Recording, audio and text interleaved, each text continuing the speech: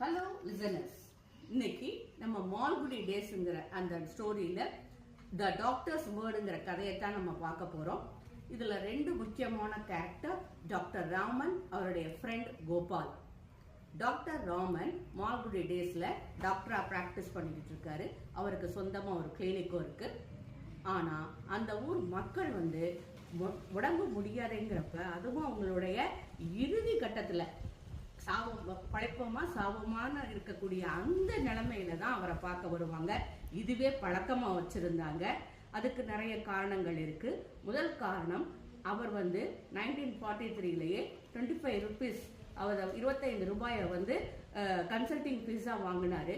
அது மக்களுக்கு அதிகமான தொகையா இருந்தது.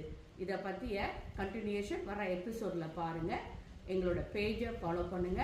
சேனல்